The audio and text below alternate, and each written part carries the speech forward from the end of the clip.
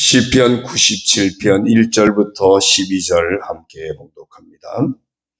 여호와께서 다스리시나니 땅은 즐거워하며 허다한 섬은 기뻐할지어다.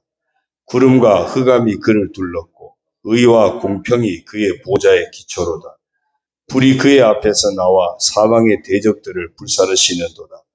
그의 번개가 세계를 비추니 땅이 보고 떨었도다. 산들이 여호와의 앞 곧 온 땅의 주 앞에서 밀랍같이 녹았도다. 하늘이 그의 의를 선포하니 모든 백성이 그의 영광을 보았도다. 조각한 신상을 섬기며 허무한 것으로 자랑하는 자는 다 수치를 당할 것이라. 너희 신들아 여호와께 경배할지어다. 여호와여, 시온이 주의 심판을 듣고 기뻐하며 유다의 딸들이 즐거워하였나이다. 여호와여, 주는 온 땅 위에 지존하시고 모든 신들보다 위에 계시니이다. 여호와를 사랑하는 너희여, 악을 미워하라. 그가 그의 성도의 영혼을 보전하사 악인의 손에서 건지시느니라. 의인을 위하여 빛을 뿌리고 마음에 정직한 자를 위하여 기쁨을 뿌리시는도다. 의인이여, 너희는 여호와로 말미암아 기뻐하며 그의 거룩한 이름에 감사할지어다. 아멘. 할렐루야. 오늘도 주님과 함께 하시는 복된 하루가 되시길 주님의 이름으로 축원합니다. 오늘 정체성 선포 성경 읽기는 사무엘하 24장 말씀입니다. 특별히 24장에 보면은 다윗이 순간 좀 우쭐해서 인구조사를 실시합니다. 그러니까 요압이 아니 하나님이 얼마든지 더해 주실 수 있는데 굳이 그걸 알아봐야 되겠나? 근데 아니다. 한번 해보자. 다윗이 자기가 다스리면서 나라가 얼마나 부강해졌는지를 확인하고 싶었던 겁니다.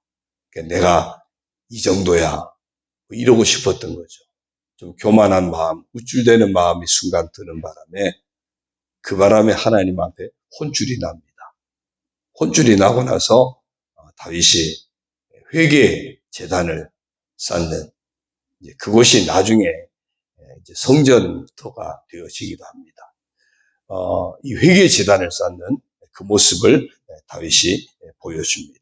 그래서 그 말씀 보면서 우리도 늘 실수하고 넘어질 수 있는데 회개하는 삶을 놓치면 안 되겠다 하는 그런 생각으로 이렇게 한번 선포해 봤으면 좋겠습니다. 따라합니다. 나는 회개 제단 쌓는 일을 놓치지 않는 사람이다. 회개의 기회를 놓치지 않는, 날마다 회개하고 하나님 앞에 더 가까이 나아가는 우리의 모습이 되기를 주님의 이름으로 부탁을 드립니다. 오늘 말씀 시편 97편은요. 1절을 보니까 여호와께서 다스리시나니 이렇게 시작합니다. 하나님이 다스리신다. 그러면 하나님 백성들에게는 은혜고 축복입니다. 하나님이 다스리시면 하나님을 믿고 의지하는 하나님의 사람에게는 하나님께서 의와 공평을 하시기 때문에 반드시 은혜와 축복이 됩니다. 그래서 기뻐하고 찬송할 수 있게 되죠. 그런가 하면 반대로 악한 자들은 하나님을 거역하는 자들, 교만한 자들, 불순종하는 자들, 하나님을 대적하는 악한 자들에게는 심판이 되겠죠. 왜? 하나님은 의와 공평으로 다스리기 때문에. 그래서 오늘 말씀은 하나님의 다스림을 받는 자가 누릴 수 있는 어떤 은혜와 축복을 보게 하는 그런 내용이 오늘 시편 97편에 가득 나와 있습니다. 그 기준이 바로 2절이기 때문입니다. 구름과 흑암이 그를 둘렀고 의와 공평이 그의 보좌의 기초로다. 의와 공평.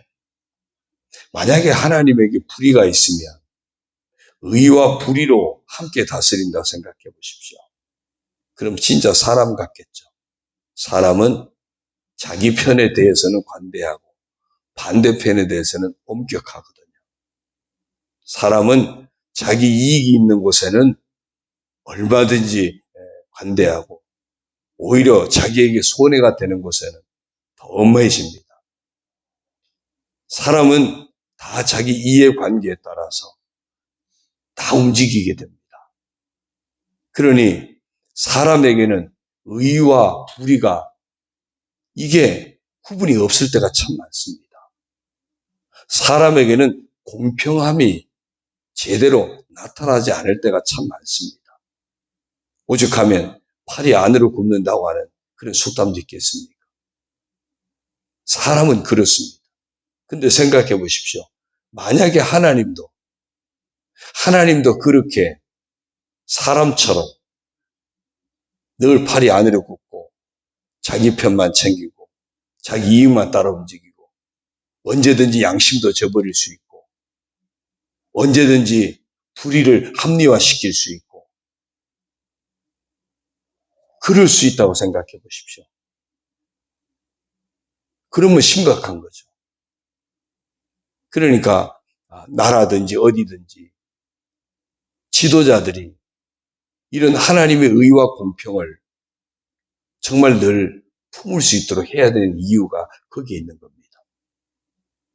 지도자가 그런 의와 공평을 잃어버리면 그러면 그 따르는 사람들, 속한 공동체는 고통을 당하게 되는 겁니다.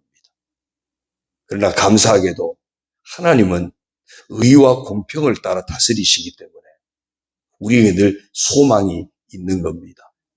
우리가 하나님 앞에 신실하기만 하면, 우리가 하나님 앞에 의로운 자로 바로 서기만 하면, 늘 하나님 의지하고 하나님께 순종하는 삶을 놓치지만 않으면, 그러면 의와 공평으로 다스리시는 그 하나님의 은혜는 늘 축복으로 연결이 되어지기 때문입니다.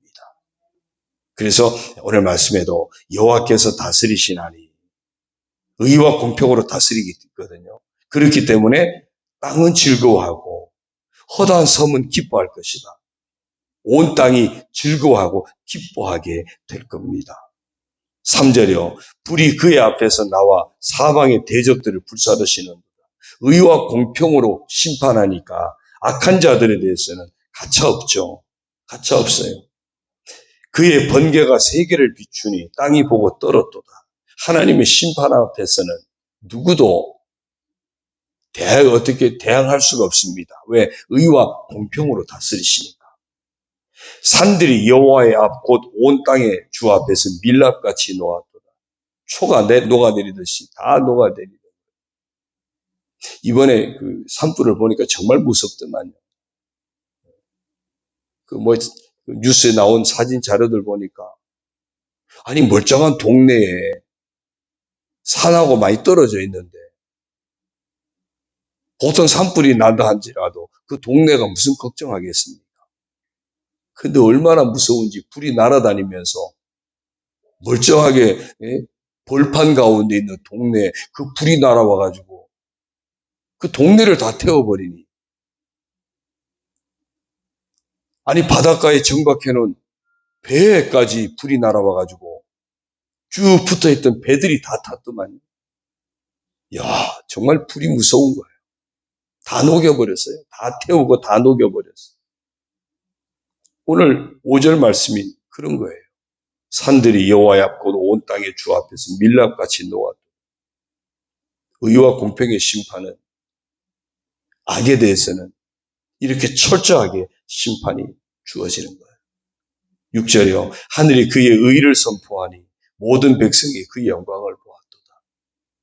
의와 공평으로 다스리시는 그 하나님이 심판하실 때 악의 자리에 머물러 있으면 어떻게 되는가? 이미 시편 1편에서 우리에게 보았죠. 대저 의인의 길은 여호와께서 인정하시나 악인의 길은 망하리로다. 그 심판을 이야기하고 있는 겁니다. 그런가 하면 7절부터 9절도 계속 보면요. 악인이 당할 수치에 대해서 또 의인이 누릴 기쁨에 대해서 묘사를 합니다. 7절요. 조각과 신상을 섬기며 허무한 것으로 자랑하는 자는 다 수치를 당할 것이라. 너희 신들아 여호와께 경배할지어다. 우상 숭배자들, 정말 악을 추구하는 자들 다 수치를 당할 것이다. 수치를 당할 것이다. 여호와여 시온이 주의 심판을 듣고 기뻐하며 유다의 딸들이 즐거워했나이다. 이들은 하나님의 백성을 말합니다. 하나님께 속한 하나님의 백성들은 기뻐하겠죠. 우리가 믿음을 지켰더니, 우리가 온갖 유혹 가운데서도, 온갖 시련 가운데서도 흔들림 없이 믿음을 지켰더니 하나님께서 이렇게 심판을 통해서 우리를 구원하시는구나. 심판을 통해서 악한 자들은 꺾으시고 좀 우상 숭배자들 다 꺾으시고 믿음을 지킨 우리들에게 이렇게 위로를 받게 하시는구나. 그래서 즐거워하고 기뻐한다는 겁니다. 여호와여 주는 온 땅 위에 지존하시고 모든 신들보다 위에 계시니이다. 하나님은 그 어떤 신들보다 더 위대하시고 온 땅의 어떤 통치자들보다 더 위대하신 만왕의 왕 되신, 그러면서 세상에서는 그 누구에게도 기대할 수 없는 의와 공평으로 다스리시는 그 하나님. 그래서 우리가 예수 그리스도를 믿음으로 의롭다함을 받는 것이 그래서 축복입니다. 우리가 죄 가운데 살아가면 의와 공평으로 심판하시는 하나님의 심판 앞에서 누구도 피할 자가 없거든요. 누구도 그 심판을 면할 수가 없습니다. 의인이 아니고서는 그 심판을 면할 길이 없습니다. 그래서 예수 그리스도 십자가 보혈로 우리가 의롭다함을 받고 그 의롭다함을 얻은 은혜를 가지고 날마다 하나님 말씀에 순종하면서 하나님을 의지하고 믿음을 지켜가는 삶이 그만큼 복되고 아름다운 것입니다. 그 사람에게는 마지막 하나님의 심판이 있을 때 기뻐하고 즐거워하는 그 축복이 주어질 것이기 때문입니다. 하나님의 다스리심은 믿음을 지키는 자에게는 축복입니다. 하나님의 다스림이 날마다 보혈을 의지하는 자에게는 축복입니다. 하나님의 다스림이 끝까지 인내하면서 하나님 의지하고 순종하는 믿음의 자리를 지켜내는 사람에게는 축복입니다. 그래서 10절 이하에서 이렇게 권면을 합니다. 여호와를 사랑하는 너희여, 악을 미워하라. 그가 그의 성도의 영혼을 보전하사 악인의 손에서 건지시느니라. 정말 우리가 하나님을 사랑하는 성도라면 날마다 악을 미워하는, 하나님을 대적하는 불순종의 자리, 우상숭배의 자리, 불신앙의 자리, 이 다 물리치고 더욱더 하나님을 사랑하면서 믿음으로 나아가야 될 줄로 믿습니다. 왜요? 성도의 영혼을 보전해 주신대요. 악인의 손에서 건져 주신답니다. 의인을 위하여 빛을 뿌리고 마음이 정직한 자를 위하여 기쁨을 뿌리신답니다. 의인이여 너희는 여호와로 말미암아 기뻐하며 그의 거룩한 이름에 감사할지어다. 오늘도 그리스도의 보혈로 의롭다함을 얻었다면 그 은혜 베푸신 하나님 앞에 감사하고 그 은혜를 힘입어서 기뻐하면서 더 하나님 앞에 영광 올려드리고 더 순종의 삶을 살아가고 오늘도 믿음을 지키는 하루, 오늘도 하나님 말씀 붙잡고 사는 하루, 정말 십자가 그 은혜를 놓치지 않는 그런 하루가 되기를 축원합니다. 골고다의 은혜가 바로 우리에게 그 복을 받게 한 거예요.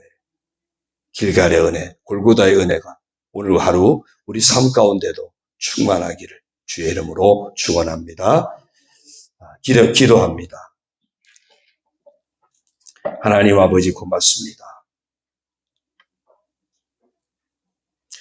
주님의 오심을 기다리는 성도로서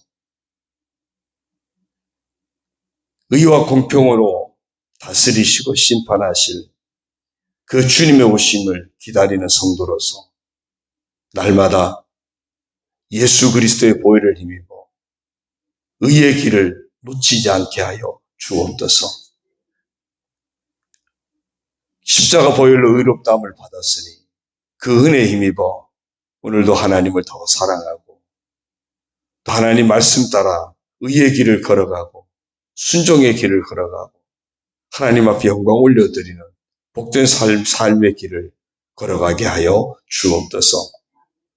골고다에서 모든 죄악의 수치가 다 떠나가게 하고 하나님께 붙어있는 축복의 자리로 저희들을 인도하여 주셨으니 오늘도 그 십자가 은혜에 힘입어 하나님 앞에 영광 올려드리고 하나님 말씀 붙잡고 순종하며 하나님이 기뻐하시는 삶으로 채워가는 저희들 되게 하여 주옵소서.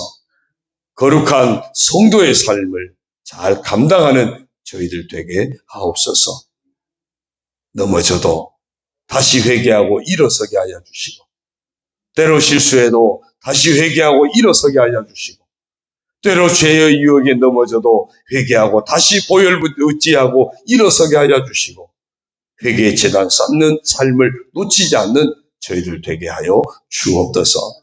그래서 이 하루도 의로 다스리시는 하나님의 은혜를 힘입어 기뻐하고 즐거워하고 감사로 채워가는 복된 하루가 되게 하옵소서. 아버지 앞에 한날의 시작을 의탁하면서 예배로 영광 올려드리고 이제 주님 앞에 기도하며 나아갈 때 응답하여 주시고 예비하신 하늘의 복과 은혜로 충만하게 채워 주옵소서. 소원하는 것들 응답하여 주셔서 건강의 복을 주시고 가정도 자녀도 축복하여 주시고 모든 생업에도 복을 내려주시고 서로서로 중보하며 기도할 때 그곳에 놀라운 하나님의 응답의 역사가 넘쳐나게 하여 주옵소서. 이 하루도 아버지께 의탁합니다. 아버지 은혜 안에서 승리하는 귀한 하루가 되게 하여 주옵소서.